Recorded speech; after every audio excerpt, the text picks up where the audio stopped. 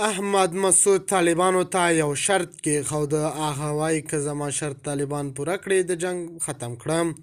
د جبهه مقاومت ډلې مشر احمد مسعود په افغانستان کې له طالبانو سره د جنګ د ختمېدو لپاره شرط وټاکه.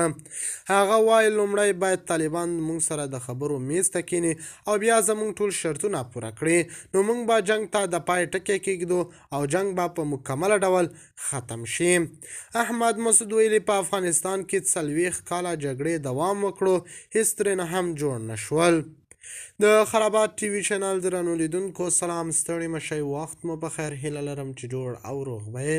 په سر کې یادونه کوم که خرابات ټي وي چینل مو نه وي سبسکرایب کړی، په درنښت سره خرابات ټي وي چینل سبسکرایب کړئ.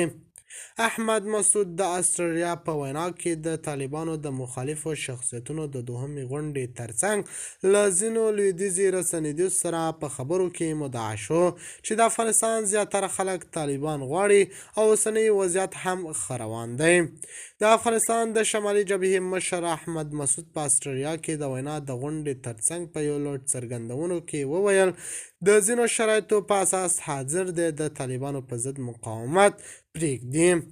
فارس خبر سایټ راپور ورکړ د افغانستان د ملي مقاومت جبهې مشر احمد مسعود په وینا کې په یو لوړ څرګندونو کې وویل که طالبان د ملګرو ملتونو او د بې پلوه هیوادونو په څارنې سره انتخاباتو له ترسره کېدو سره پخلا شي، نو دی حاضر دی له مقاومت لاس واخلي. احمد مسعود د استرالیا په وینا کې طالبانو سره ځینو لویدیځو رسنیو سره په خبرو کې مدعا شو زیاتره خلک طالبان غواړي او اوس حالات هم ښه روان دی، نو موږ هیڅ چا سره مشکل نه لرو. د خرابات ټي وي چینل درنو لیدونکو دا و زموږ د دې مهال چمتو کړی خبر. د نورو خبرونو لپاره خرابات ټي وي چینل په درنښت سره سبسکرایب کړئ. د الله په امان، تر بیا خیر چارې.